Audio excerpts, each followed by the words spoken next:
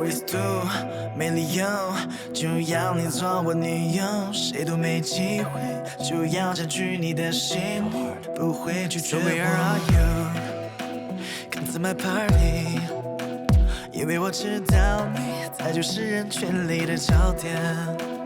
眼光太高，不能怪我，要让大家看到你 see 我。当然，这不全是我的目的，我要爱你的人都羡慕。没错，请你接受我的表白，要知道我从不会被拒绝。我相信你和我是天生的一对。I'll be your big girl。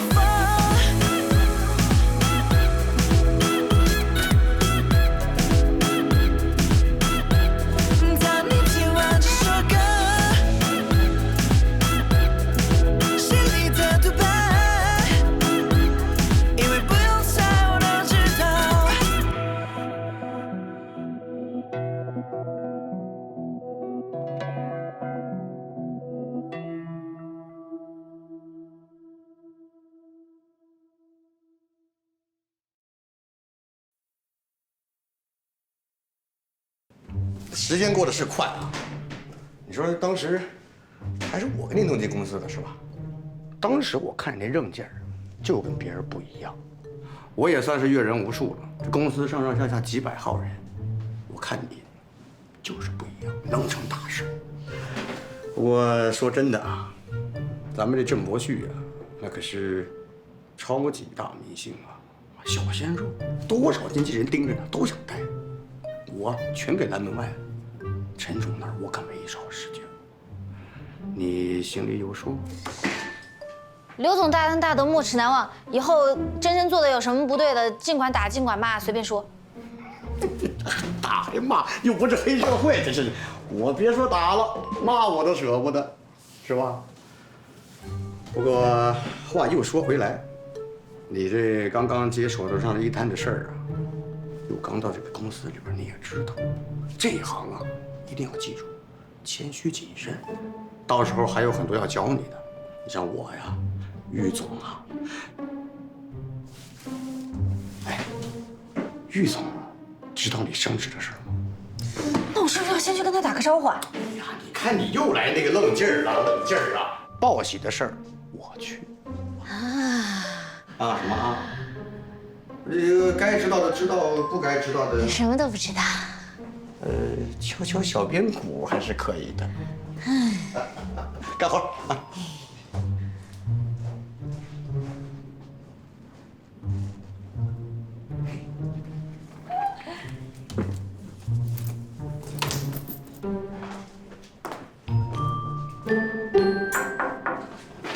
马总，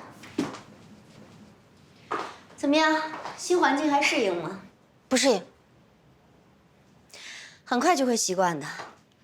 人往高处走嘛。现在再让你回到大厅去，你还真回不去了。您坐。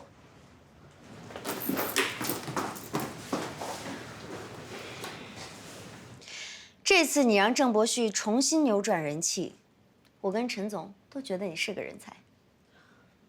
而且你看，陈总不是也有意栽培你吗？所以从今天开始，郑伯旭由我亲自带队。我、你还有经纪总监玉红，我们3个人组成一个 team， 重新打造郑伯旭。我一定要让他成为一个影视歌3期的1线巨星。同时，我也跟陈总立了军令状，我要让郑伯旭为公司年产值给我创10个亿。有信心吗？有还是有？真真啊，其实这些啊都不是最重要的。一个艺人想要成功，他的团队一定要上下齐心，你明白吗？现在公司里有些人对郑伯旭颇有微词，我希望你不要被洗脑。好，你把郑伯旭近期的通告发给我一份，好好工作。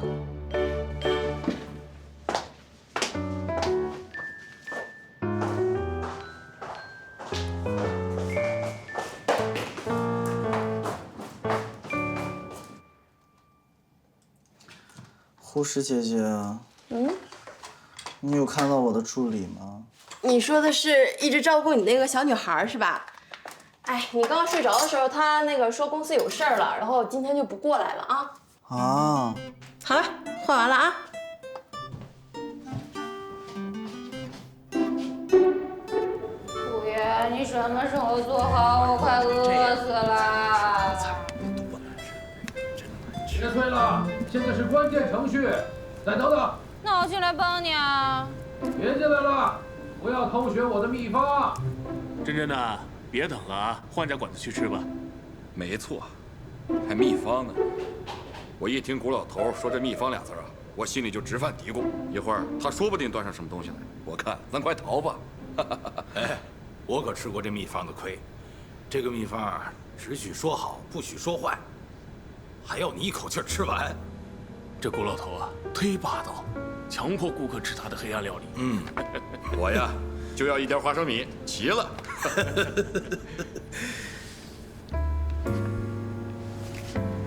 哎呀，你们几个少在外头编排我啊！今天呀，这可是道大菜。哎，除了珍珍，谁也别想吃啊！哎，珍珍，过来尝尝我研发的新菜。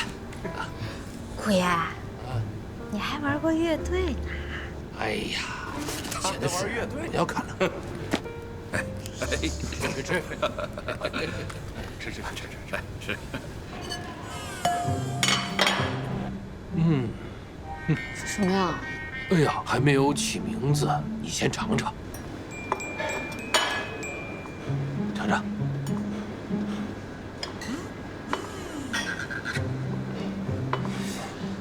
如何呀？太黑暗了，真难为真真。完全可以当生化武器进攻，就是那种敌人一吃就立马倒地身亡。我说什么来着？是啊，古老头，你不让我吃啊，我这回再谢谢你一回。哎，食材都挺好的呀，不会这样啊。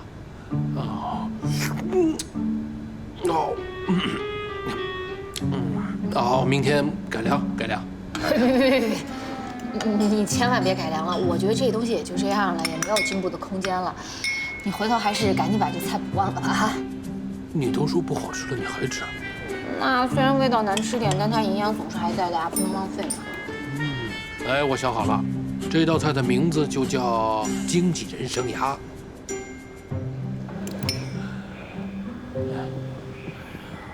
你别吓我，经纪人有那么可怕吗？珍珍呐，你上班没多久就升职了，按说呢是好事。但是我告诉你啊，经纪人呢和助理可不一样。我以前也认识几个音乐圈的朋友，听他们说，经纪人呢需要眼观六路，耳听八方，脑子转得比风扇还快。你行不行？那就是你不看好我了。哎，那倒不是啊，我说过，你心里有股劲儿嘛，能干大事。我只是想提醒你，啊，让你有个心理准备。以后你见的人呢越来越多，越来越忙，啊，越来越多的事情呢也会找上门。不论是好事还是坏事，如果是好事，你处理的不好，变成坏事，跟这做菜一样，你明不明白？行就行，不行就不行。实在不行的话，我就回去当我的助理啊，光脚踏实创写的。哎，你这样说我就放心了，啊，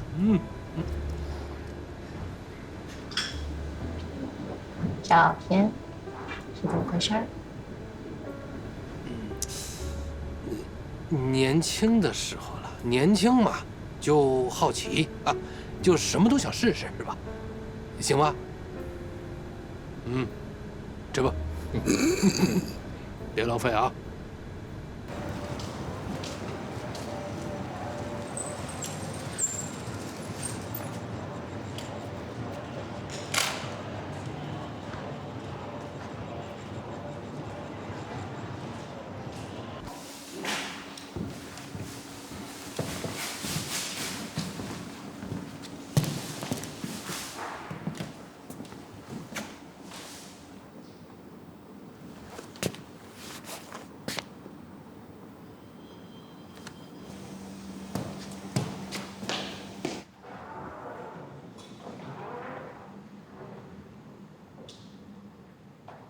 露露，左瑞哥，怎么就你一个人啊？人呢？这不，你这2天出去跑东靠了，他们就都不太上心。我不是和你说了吗？让你盯紧点。这事儿我也没有办法，咱们好长时间没有活干了，工资还一直拖着，他们都觉得看不着希望，所以。建哥呢？建哥这2天出去跑投资了，好几天没抓住人影了。小月哥，这今天没有人，咱今天还练吗？练。我陪你练。行，那我去换练功服。好。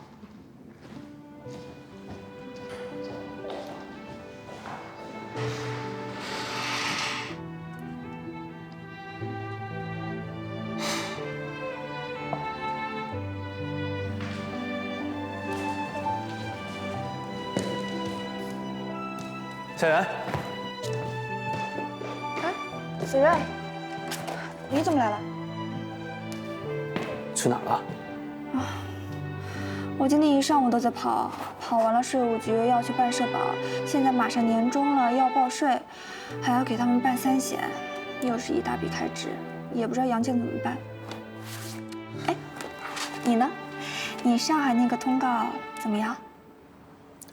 通告是跑完了。但是，薪水还没有结，还需要你催一下。唉，我知道了。我现在一听这催款我就脑子大。哎，你知道吗？现在啊，欠钱的都是爷，收钱的全是村子。其实，就算他们钱打过来，也解决不了什么问题，都是杯水车薪。也是，我现在还挺同情杨戬的，也不知道能怎么办。啊，对了，有件事儿我还一直想问你呢，你是不是要去星空娱乐呀？他们是想让我过去，但是我还没有同意。你怎么知道的？你猜呢？你觉得我怎么会知道？再说了，这也没什么好隐瞒的。现在全公司人都在想退路呢。不过说实话，如果星空娱乐真的找你的话，我倒觉得是个好机会。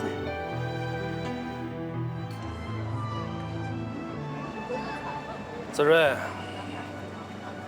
这半年你跟着我干，受了不少的累。我用这杯酒向你表达我的歉意。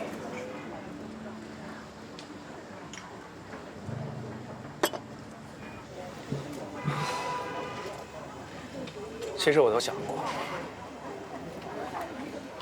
我美国那帮搞 IT 的哥们儿，估计是一时兴起，想搞什么跨行业创业。但是现在此一时彼一时啊，希望一降低，又没见到什么成效，大家都很失望。后续资金看来是没有什么着落了，我们很难再去坚持下去。建哥，其实没有你想的那么糟。我去星空娱乐谈过了，他们有意愿和我们合作。星空娱乐人家是大公司，行业的楚乔，咱们拿什么跟他们合作？他们所谓的合作就是兼并，想一口气把怒放给吞了。你们2家合作的话，你也是股东。我记得你第1天到怒放的时候，我就跟你说过，我为什么要做音乐公司。其实我在美国搞 IT， 年薪1年几10万美金，我生活得很轻松。我回到国内，孤身一人在一个完全陌生的行业里边创业，我累得跟条狗一样，还要看所有人的眼色，我凭什么？还不是我一份热情。我对国内的流行音乐不满意，我想做出能跟欧美比肩的有灵魂的好音乐。是，可能我太过于理想化，空有梦想，没有操作能力，而这梦想也只能是一个梦想，醒不过来的梦。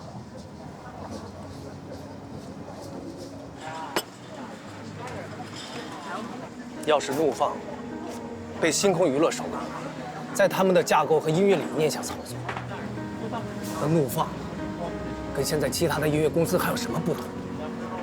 子睿，那你说我还有什么必要再继续坚持下去？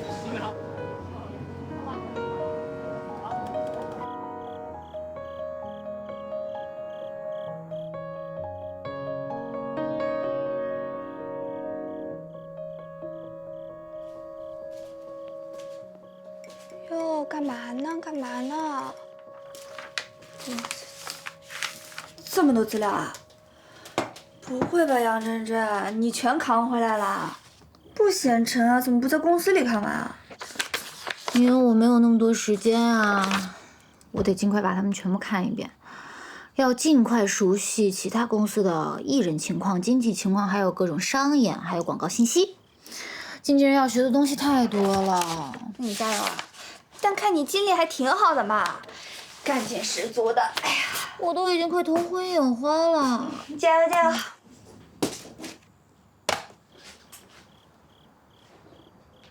夏老师，干嘛？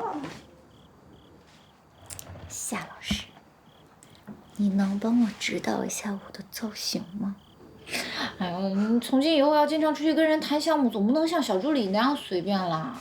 杨真真啊，你终于开窍了啊！之前是谁老说什么？哎呀，化妆伤皮肤，我不化的。现在知道捯饬自己的重要性了吧？行，你有这个决心就行。来，让我先瞅瞅。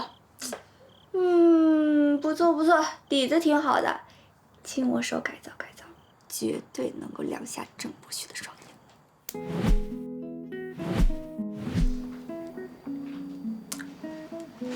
啊，对了，我们公司可能快歇菜了。这么快啊？啊，对啊，因为杨建他的标准太高了，但是能力太差，但是他又不肯降低标准，首轮投资已经被耗得差不多了。反正现在每个人都在想退路呢。那于子睿怎么办？你就记着你家于子睿，他不是由你们公司接手吗？他没有完全表态啊，模棱两可的。我是觉得他在帮杨建想退路。可能吧，这个我也不知道。但是杨建对于子睿是真的是特别好，在音乐上呢也特别尊重他，说一定会保持他的风格跟独立性，包括通告，只要于子睿不愿意接的通告，杨建是绝对不勉强他。哎，你知道吗？丽姐多想砸钱于子睿啊！杨建为了不让于子睿受委屈，给多少钱他都不要。那我跟你讲，要是我有这样的老板，打死我也不跑。反正他们两个人倒真的有点士为知己者死的感觉，惺惺相惜的。不过如果他们俩再这么下去，肯定得抱团饿死。杨建这个人是挺好的，就是不是个做生意的料啊。那于子睿不是很矛盾吗？可能吧。哦对，但这个时候是你最好的时机啊，变。你知道吗？在男生消沉的时候，最需要的是什么？反正你也不知道。最需要的呢，就是一个特别温柔可爱。来，下一个。对，就像你这么可爱的一个小女生，在他旁边听他倾诉，久而久之，你们两个人就会，也不能说日久生情吧，反正呢，他就会把你当成红颜知己，你呢也会成为他平时最想倾诉的那个人。这不是趁人之危吗？哎，怎么说话的？怎么一到你嘴里说出来的话都这么奇怪呢？放松。你这样子情商这么低，怎么出去当经纪人啊？哎，真为你堪忧。来，哎，不用这么巧。来，快好了。别动啊。哎，对，这样好。好了，来看看，噔噔。我是去当经纪人，我又不是去当原著交际。你别打我了啊！我好像说话的有点浓。哎呀，我刚才不是讲于子睿呢吗？下次那个我温柔点。Sorry 了。谢谢。哎，不是，你看看细节，你待会儿看看细节，你看眼睛那就画的挺好的，对不对？口红浅一点就好了。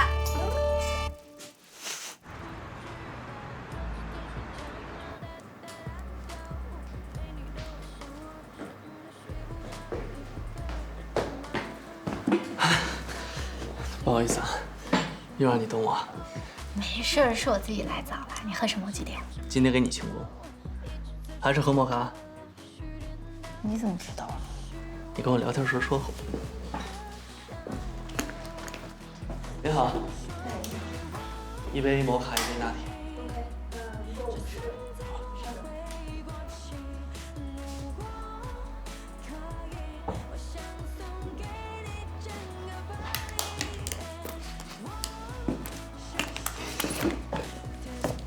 看你的着装，现在越来越像一个专业的经纪人了。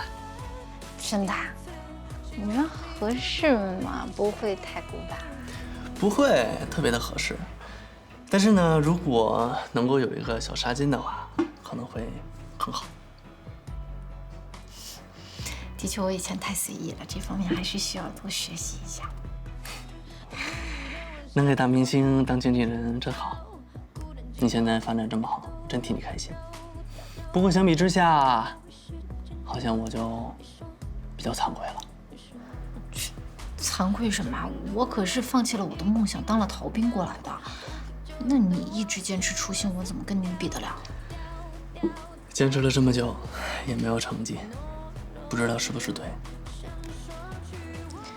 不管怎么样，都不要泄气。虽然我听夏人说了，最近怒放是不是有点麻烦？ 好像快撑不住了吧？是已经撑不住了。那你会来我们公司吗？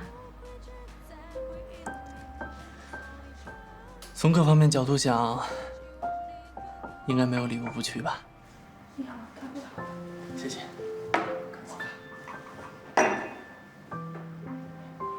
谢谢。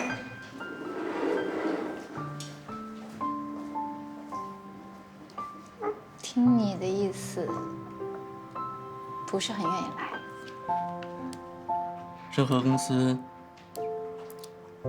都不会有东放这样的自由度跟创作氛围。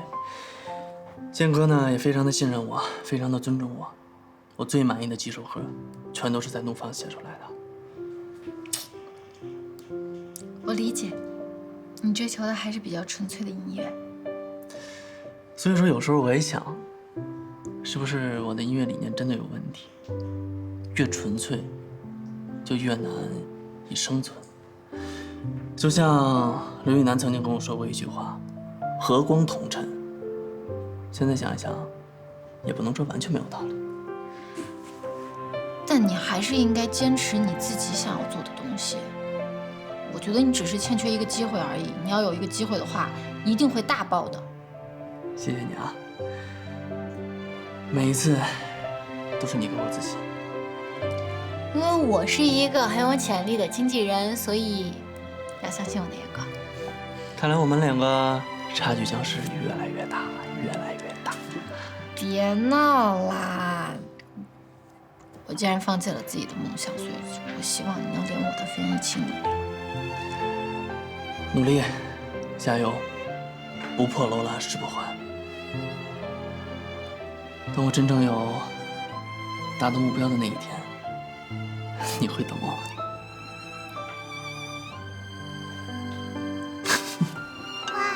突然有一通电话进来，电话号码已经接你的电话。接吧。突然有一通电话进来，电话号码已经接。我说了，今天有事儿不去医院。 行，我马上来。你们家艺人又有事儿啊？感觉美好，它在我心里一直怎么都忘不掉。好，进。你好，请问是剪刀手爱德华先生吗？没错，正是在下。郑伯旭，旭哥，你好，你好，旭哥。你好，你好。这是您订购的京东生鲜，我们都采用了速冻包装，我现在给您打开验视一下。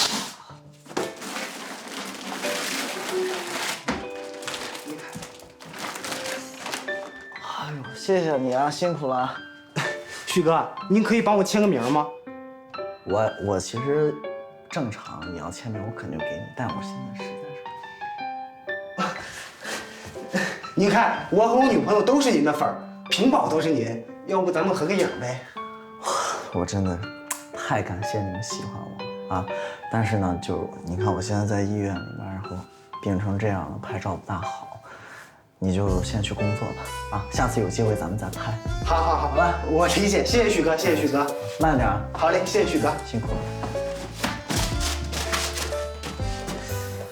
但是啊，那个，我虽然不能跟你合照，但是你可以偷拍我一下。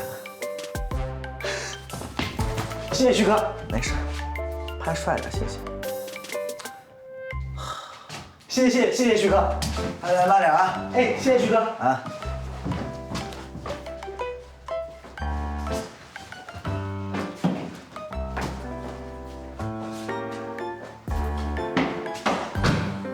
哎呀。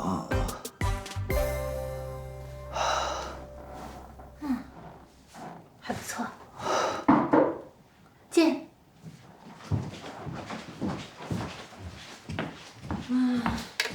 39号床，你们下午3点到4点有1个小时的康复训练，你们准备一下。谢谢。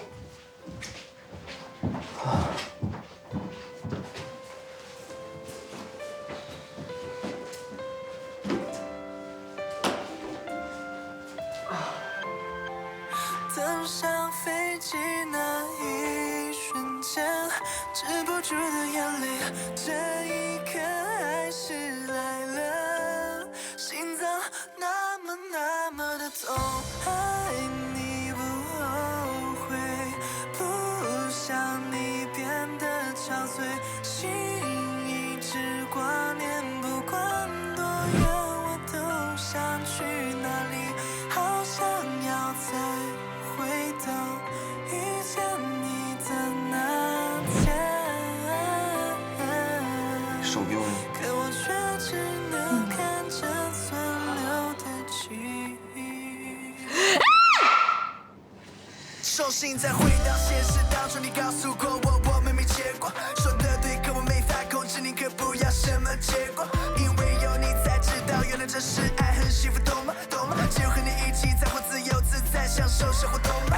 其实我们所有的经历会像泡沫，不消失的，懂吗？就算会成泡沫，我也会继续爱你的，宁愿最后分开，我也不会去选择放弃，不会不去珍惜，因为你才会有这首歌，我知道你一定在听。未来会变怎样，不管怎样，你能开心就好，遇到更爱你的人代替我陪你到老，保持你的笑容，你的可爱好吗？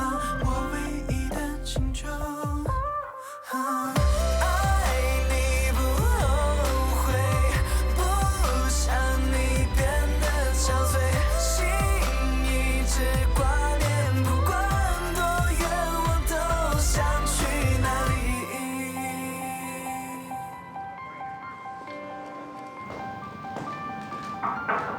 进。正好你来了，郑博旭身体恢复的怎么样？最近已经开始做一些轻度的康复训练了，基本上差不多了。那太好了，你先坐。这样，我们重新拟定一下郑博旭的计划。我发给你的资料你看了吗？那些都是国内著名的演出公司和一些知名的广告商。我都看过了，也对比参考了一些其他经纪公司的艺人情况。综合考虑，我觉得郑博旭的通告应该注重的是质而不是量，没有必要天天在广告或者是电视上露面，让大家失去了新鲜感。我觉得可以考虑一下国内顶尖的歌唱类真人秀节目，这应该是我们推广和宣传的重点方向。至于影视剧，一方面可以在大投资的剧目中进行一些客串，另一方面也可以参演一些小众的文艺电影，这样不仅可以磨练他的演技，还可以提升他的艺术格调。不过影视剧毕竟不是郑博旭的特长和喜好所在，那数量可能也要控制一下。这就是一个我的大体思路，下午具体的会给您发一个 PPT。看来你还真是做了功课，用了心。不过你的出发点都是以郑博旭为核心的，是吗？我是他的经纪人，难道不应该以他为核心吗？星空娱乐公司本身才是核心。郑博旭是要为公司创造利益，锅里有了碗里才会有，这是一个非常简单的道理。你的想法是正确的，可是你让他通告的质量要求很高，数量很少，这样会使公司的利益受到亏损。这个问题你考虑过吗？考虑过，不过就是一个先后顺序的问题。我们只有把艺人的品质打造得越好，他的潜在值和他的附加值才会越来越高。一个顶尖1线艺人跑1次通告，就能顶得上一个2、3线艺人跑2、3个月通告的效益。所以我们应该把眼光放得长远一些。你什么意思啊？你是在说我目光短浅吗？我没有这个意思。杨真真，我告诉你，流水的艺人，铁打的公司。一个艺人再红，他总有过去的那天，而公司只会屹立不倒。你现在整体的思路是完全错误的。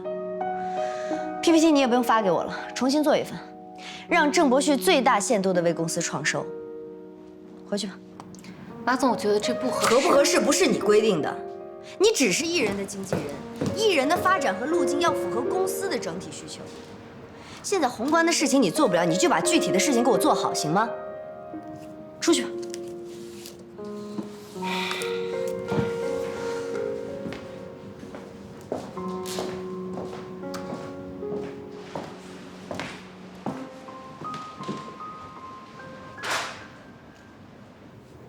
郁总，您刚才是不是听到我跟马总争执了？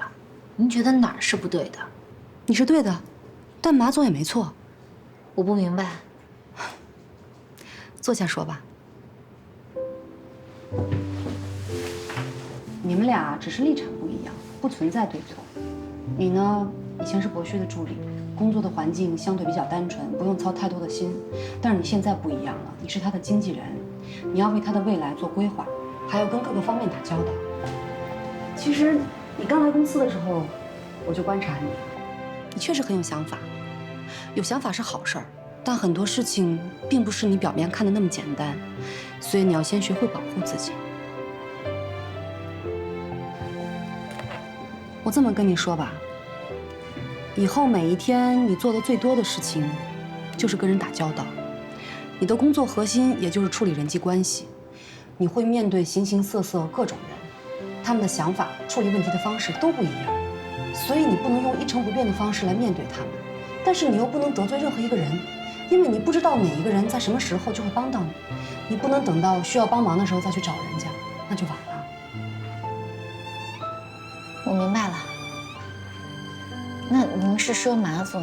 我没有针对谁，很多事情不是只有对错，它是有灰色地带的。你呢，一个人来北京闯荡很不容易，坚持自己的想法和原则是好事儿，但前提是你要学会妥协，在妥协中再坚持自己的初衷，懂了吗？我应该懂了。我记得你来面试的时候说过，你疯狂的热爱音乐，音乐的形式就有很多种，就跟人生是一样的，慢慢体会吧。谢谢郁总。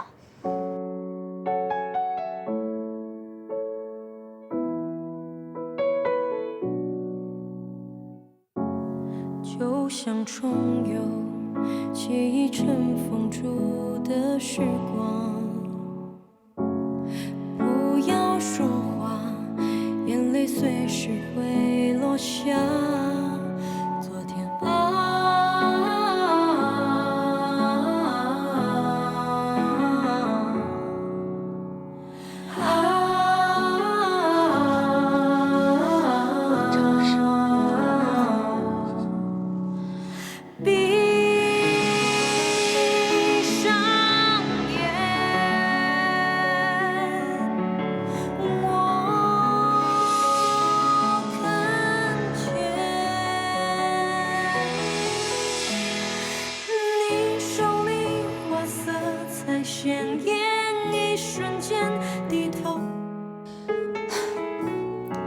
张老师，今天这个伴唱有点薄吧？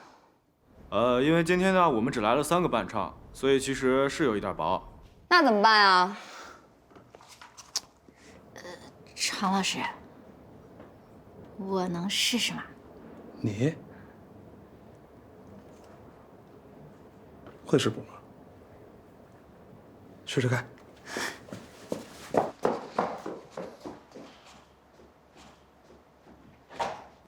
再来一遍。好哦，来试试。加油！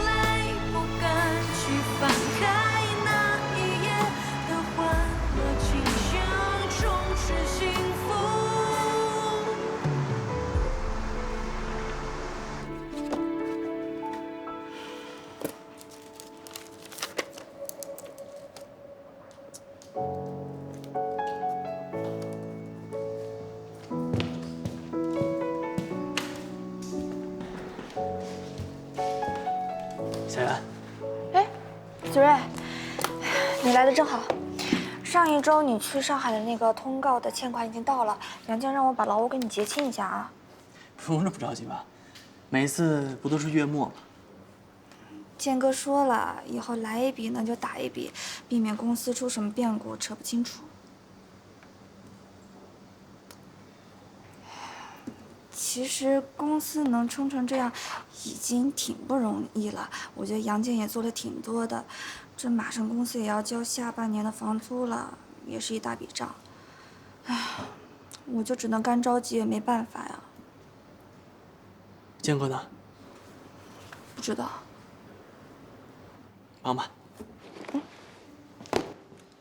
哎，子睿，你在啊？刚好，我找你的事儿，来坐下。我呀，今天去见了一个朋友，他原来是艺人经纪，现在也在做唱片公司。公司不大，跟咱们公司规模差不多。他手下呢有几位3线歌手，经营上啊也是举步维艰。但是我们今天见面，有一个大的突破，横向合作。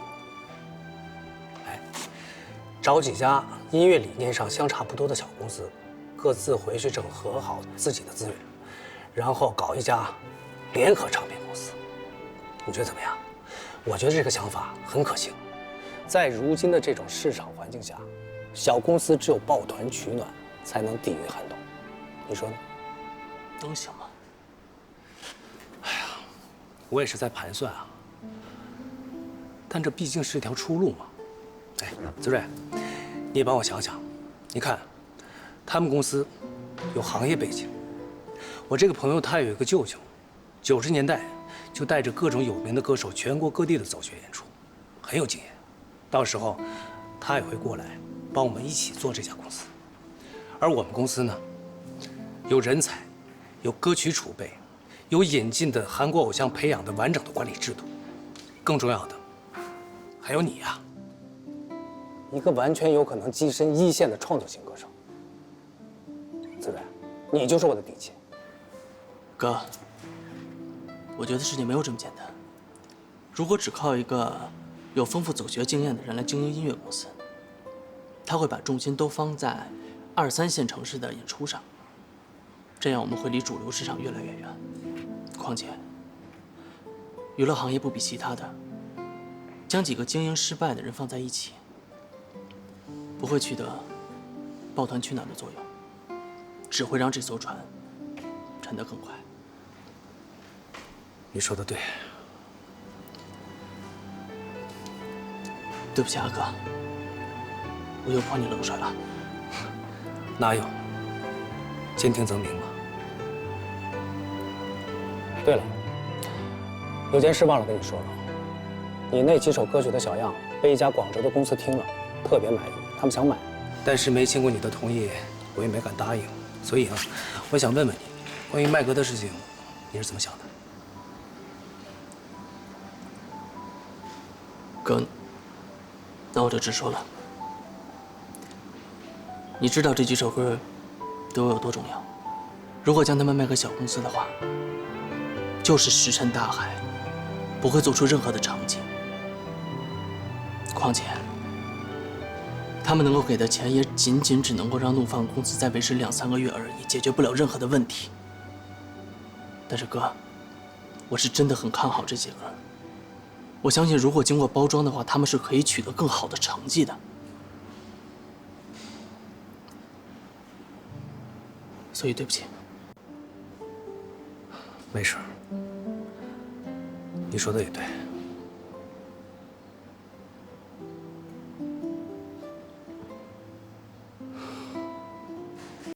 你刚才跟杨健说的那些话，我都听到了。这么说会不会太直接了点儿啊？容易伤到他。但有些话总是要说的。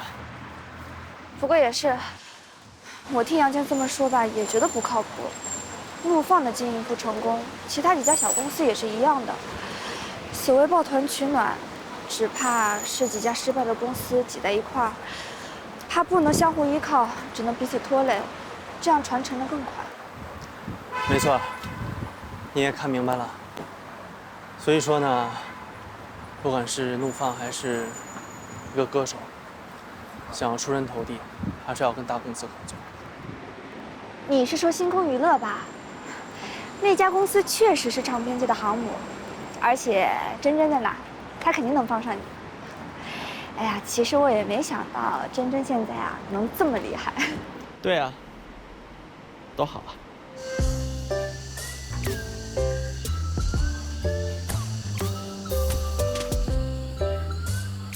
你慢点儿，让你用拐杖你又不用。你真把我当残疾人？我用那玩意干什么？再说了，你不就是我那把杖吗？哎，你慢点，慢点！哎，在你眼里我就是一工具。对啊，而且你这个工具用的特别顺手，换了还真习惯。别动！哎，不行了。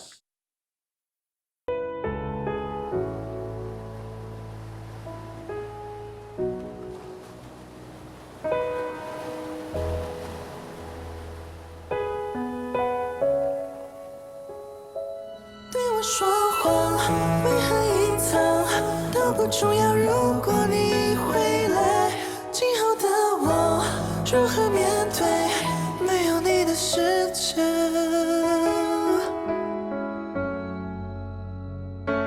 很冷很远，很冷很远，想念从前你的依赖，我只想你的双手一直让我抓着，我们的吻那是多么美好，我现在很难熬，知道吗？